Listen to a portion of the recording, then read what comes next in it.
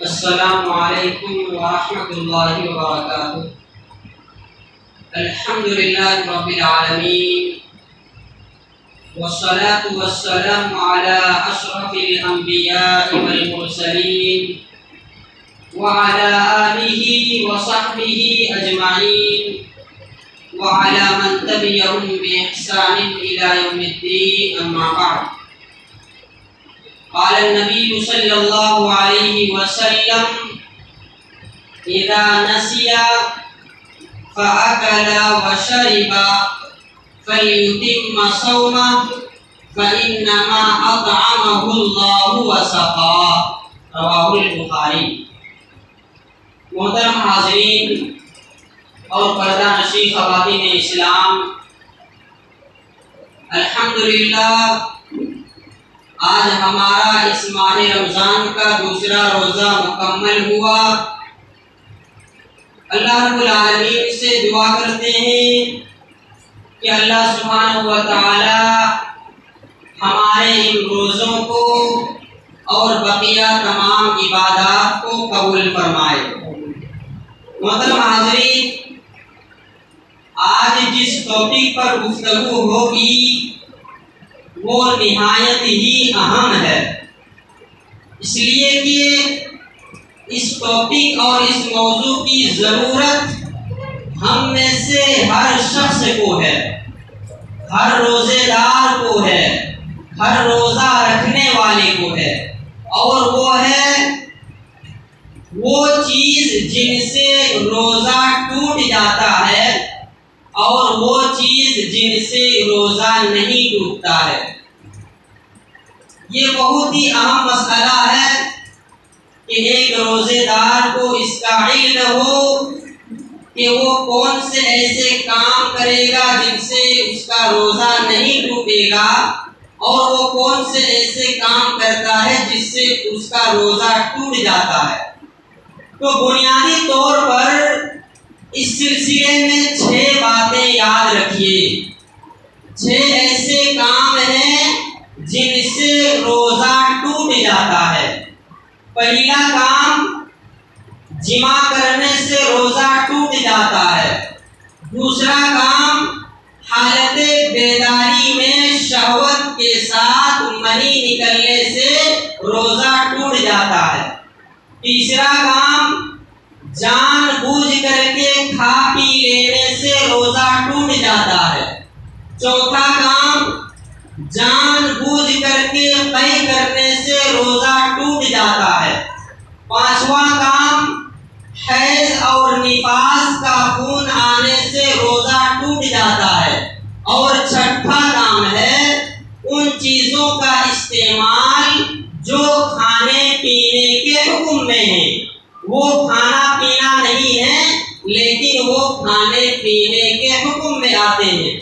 آئیے سب سے پہلی بات لیتے ہیں، جماع کرنے سے روزہ ٹوٹ جاتا ہے، روزہ فاسد اور باطل ہو جاتا ہے۔ جماع کرنے سے، مباشرت کرنے سے، ہم بستری کرنے سے، یا میاں بیوی کا مکمل آپس میں ملنے سے روزہ ٹوٹ جاتا ہے۔ اچھا، میں مکمل ملنا کیوں کر رہا ہوں؟ اس لیے کہ روزے کی حالت میں بیوی کو چھونے سے، ٹچ کرنے سے یا بوس و کنار کرنے سے روزہ نہیں ٹوٹتا ہے۔ جب تک ان کا ملاپ مکمل نہ ہو تب تک روزہ نہیں ٹوٹتا ہے۔ اس کی دلیل کیا ہے کہ جماع کرنے سے روزہ ٹوٹ جاتا ہے؟ اللہ تبارک و تعالیٰ نے قرآن مجید کے اندر ارشاد فرمایا، فَالْآنَ بَاشِرُوهُنَّ وَابْتَغُوا مَا كَتَبَ اللَّهُ لَكُمْ، کہ اب تم مباشرت کرو، یعنی صبح صادق سے لے کر کے غروب آفتاب تک اس درمیان ہم بستری اور مباشرت نہیں کرنا ہے، لیکن افطاری کے بعد سے، سورج غروب ہونے کے بعد سے لے کر کے صبح صادق تک مباشرت کی اجازت دی گئی ہے۔ تو اس کام سے روزہ باطل ہو جاتا ہے۔ اس سلسلے میں پہلے ایک اور بات یاد رکھیے کہ جن سے یہ کام ہو جاتا ہے انہیں 3 کام کرنا ہے۔ جو روزے کی حالت میں ہم بستری کر لیتے ہیں ان کے لیے 3 کام کرنا ضروری۔ پہلا کام توبہ و استغفار، اس لیے کہ انہوں نے گناہ کا کام کیا ہے، روزہ رکھ کر کے مباشرت کی ہے۔ دوسرا کام اس روزے کو بعد میں رکھ لینا ہے۔ تیسرا کام اس روزے کا کفارہ ادا کرنا ہے، فدیہ دینا ہے۔ اور فدیہ کیا ہے؟ حدیث میں آیا، بخاری کی حدیث ہے، ابو ہریرہ رضی اللہ تعالیٰ عنہ کہتے ہیں کہ بینما نحن جلوس عند النبی صلی اللہ علیہ وسلم اذ جاءہ رجل، ایک مرتبہ ہم نبی صلی اللہ علیہ وسلم کی مسجد میں بیٹھے ہوئے تھے، آپ کی مجلس میں تھے، اتنے میں ایک آدمی آیا اور وہ کہنے لگا ہلکت یا رسول اللہ، اے اللہ کے رسول میں ہلاک ہو گیا، میں برباد ہو گیا۔ تو اللہ کے رسول کہنے لگے ما لگا، تجھے کیا ہو گیا ہے، تو کیوں ہلاک و برباد ہو گیا؟ تو وہ صحابی کہنے لگے وقعت علی امراتی وانا صائم، کہ میں روزے کی حالت میں تھا اور اپنی بیوی سے ہم بستری کر لیا۔ تو اللہ کے نبی صلی اللہ علیہ وسلم نے اسے کفارہ بتلایا کہ ٹھیک ہے تم نے یہ گناہ کیا ہے، اس کا کفارہ یہ ہے کہ ایک غلام کو آزاد کرو۔ اگر ایک غلام کو آزاد کرنے کی طاقت نہیں تو 2 مہینے مسلسل روزے رکھو، کنٹینیو 2 مہینے روزے رکھو، بغیر چھوڑے ہوئے ایک بھی بیچ میں روزہ نہیں چھوٹنا چاہیے۔ اور جو اور ایک کفارہ ہے وہ ہے 60 مسکین کو کھانا کھلانا۔ جو روزے کی حالت میں ہم بستری کریں گے انہیں یہ کفارہ ادا کرنا ہوگا، بعد میں روزہ رکھنا ہوگا، پھر اس میں توبہ و استغفار کرنا ہے۔ اسی سلسلے کی ایک اور بات کہ کفارے کے تعلق سے ایک بات یاد رکھیے، بہت یہ سوال پوچھا جاتا ہے کہ وہ لوگ جو روزہ نہیں رکھ سکتے ہیں بڑھاپے کی وجہ سے یا ایسی بیماری انہیں آ گئی ہے جس بیماری سے صحت یابی کی کوئی امید نہیں ہے، تو ایسے لوگوں کے روزہ رکھنے کا کیا حکم ہے؟ جو بڑھاپے کی وجہ سے روزہ نہیں رکھ پاتے ہیں یا پھر ایسی بیماری جس کی وجہ سے وہ روزہ نہیں رکھ پاتے ہیں اور بعد میں انہیں وہ بیماری ختم ہونے کی بھی امید نہیں ہوتی ہے، تو ایسے لوگوں کے لیے شریعت نے یہ تعلیم دی ہے کہ ایسے لوگ ایک مسکین کو کھانا کھلائیں گے۔ جو روزہ رکھنے کی طاقت نہیں رکھتے ہیں بڑھاپے کی وجہ سے یا پھر ایسی بیماری جو ختم ہونے والی نہیں، تو وہ ایک روزے کے بدلے ایک مسکین کو کھانا کھلائیں گے، یا ایک ہی ساتھ 30 مسکین کو کھانا کھلا دیں یا ایک ہی مسکین کو 30 مرتبہ کھانا کھلائیں، تو یہ کفارہ ہے ان لوگوں کے لیے جو روزہ رکھنے کی طاقت مجبوری کی حالت میں نہیں رکھ پاتے ہیں۔ اور دوسری جو چیز تھی وہ یہ کہ جان بوجھ کر کھا پی لینے سے روزہ ٹوٹ جاتا ہے۔ اس کی دلیل کیا ہے؟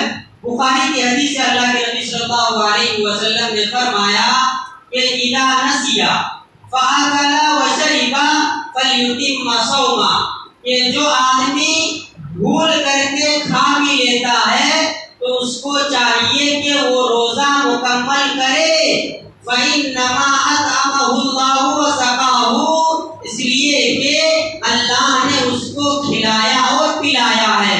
تو جان بوجھ کر کے کھا پی لینے سے روزہ نہیں ٹوٹتا ہے، گرچہ انسان پیٹ بھر کر ہی کیوں نہ کھا لے، لیکن وہیں پر اگر کوئی جان بوجھ کر کے کھا پی لیتا ہے تو ایک دانہ ہی وہ کیوں نہیں کھاتا ہے، اس کا روزہ ٹوٹ جائے گا۔ اسی طریقے سے جو تیسری چیز ہے کہ جان بوجھ کر کے قے کرنے سے روزہ ٹوٹ جاتا ہے۔ اس کی دلیل کیا ہے؟ بخاری کی حدیث سے اللہ کے نبی صلی اللہ علیہ وسلم نے فرمایا کہ جو آدمی جان بوجھ کر کے قے کرتا ہے اس کو چاہیے کہ وہ روزہ کی قضا کرے، وہ بعد میں روزہ رکھے، اور جس کے نہ چاہتے ہوئے قے ہو جائے، ایسا ہوتا ہے کہ پیٹ خراب ہو گیا، اس انسان نے کوئی بدبودار چیز سونگھ لی تو انسان کے نہ چاہتے ہوئے کہیں نکل جاتا ہے، الٹی ہو جاتی ہے، تو ایسی صورت میں روزہ نہیں ٹوٹتا ہے۔ اسی طریقے سے وہ چیز جو کھانے پینے کے حکم میں آتے ہیں ان سے بھی روزہ ٹوٹ جاتا ہے۔ اس کی کئی شکلیں ہیں، جیسے گلوکوز کا باٹل چڑھانا، روزے کی حالت میں گلوکوز کا باٹل چڑھانے سے روزہ ٹوٹ جاتا ہے، اس لیے کہ اس سے جسم کو طاقت ملتی ہے۔ اسی طریقے سے طاقتور اور طاقت والا انجیکشن کا استعمال کرنا، اس سے بھی روزہ ٹوٹ جاتا ہے۔ اسی طرح خون کو اپنے جسم میں داخل کرنا، ایک ہوتا ہے خون نکالنا، ایک ہوتا ہے خون اپنے جسم میں لانا، تو خون اپنے جسم میں داخل کرنے سے روزہ ٹوٹ جاتا ہے، اس لیے کہ اس سے انسان کو طاقت ملتی ہے۔ اور ایک چیز ناک میں دوا کا استعمال، ایسی دوا جس کا اثر حلق تک انسان محسوس کرے، اس سے روزہ ٹوٹ جاتا ہے۔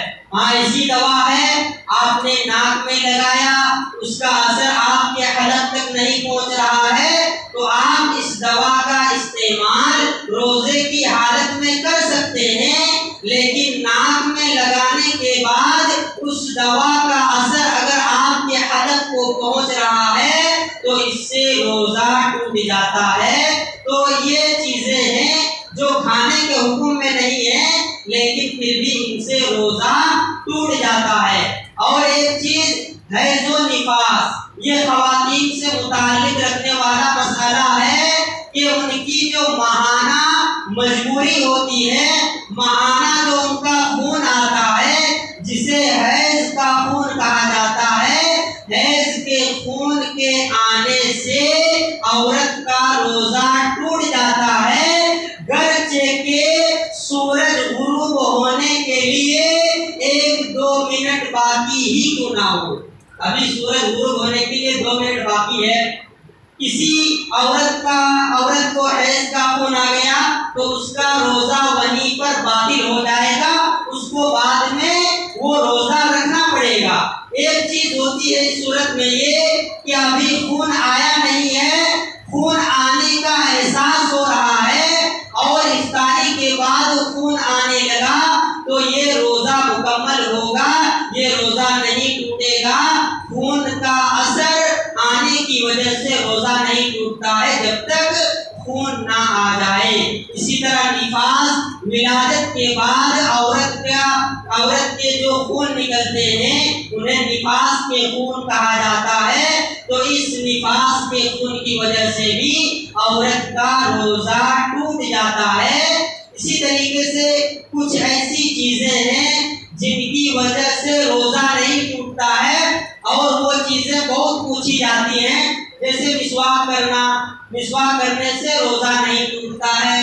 اسی طرح برش کرنے سے بھی روزہ نہیں ٹوٹتا ہے، لیکن علماء نے یہاں پر یہ بات بتلائی ہے کہ ایسی پیسٹ کا استعمال جو ذائقہ دار ہوتا ہے، میٹھا ہوتا ہے، اس پیسٹ اور اس کولگیٹ کے استعمال سے انسان کو بچنا چاہیے۔ اسی طریقے سے آنکھ میں سرما لگانا، اس سے روزہ نہیں ٹوٹتا ہے۔ بسا اوقات ہوتا یہ ہے کہ انسان جب آنکھ میں ڈراپ کا استعمال کرتا ہے تو اس کا اثر حلق تک پہنچ جاتا ہے، تو اس سے بھی روزہ نہیں ٹوٹتا ہے، اس لیے کہ آنکھ کے ذریعے سے جو دوا استعمال کی جاتی ہے اس میں اتنی اثر نہیں رہتی ہے کہ انسان کے پیٹ تک اس کا ذائقہ پہنچے، اس لیے علماء نے اجازت دی ہے کہ اگر کوئی آنکھ میں ڈراپ کا استعمال کرتا ہے اور اس کا اثر حلق کو پہنچتا ہے پھر بھی اس کا روزہ نہیں ٹوٹے گا۔ لیکن ناک کے تعلق سے ایسا نہیں ہے، ناک میں آپ نے کوئی دوا استعمال کیا، حلق میں اس کا احساس آپ کو ہوا تو اس سے روزہ ٹوٹ جائے گا۔ اسی طرح تیل کے استعمال سے سر کے بال یا کہیں کے بھی بال نکالنے سے روزہ نہیں ٹوٹتا ہے، نہانے سے یا اسی طریقے سے خون دینے سے خون دینے میں تھوڑی سی تفصیل ہے کہ انسان علاج کے لیے خون دیتا ہے، بلڈ ٹیسٹ کرنے کے لیے یا ڈونیشن کے لیے، تو خون کے نکالنے سے روزہ نہیں ٹوٹتا ہے۔ اتنا خون جتنے خون سے انسان کمزوری محسوس نہ کرے، ہاں اتنا خون انسان نکالے کہ خون نکالنے کے بعد انسان کے بے ہوش ہونے کا خدشہ ہے تو اس سے روزہ ٹوٹ جاتا ہے، لیکن اتنا خون جس سے انسان کو کوئی اثر نہیں ہوتا ہے، اتنے خون کے نکل جانے سے روزہ نہیں ٹوٹتا ہے۔ تو یہ کچھ بنیادی باتیں تھی روزہ ٹوٹنے اور نہ ٹوٹنے کے تعلق سے۔ دعا ہے رب العالمین سے کہ اللہ سبحانہ و تعالی ہمیں کہی سنی بات پر عمل کی توفیق عطا فرمائے۔ آمین۔ السلام علیکم ورحمۃ اللہ وبرکاتہ۔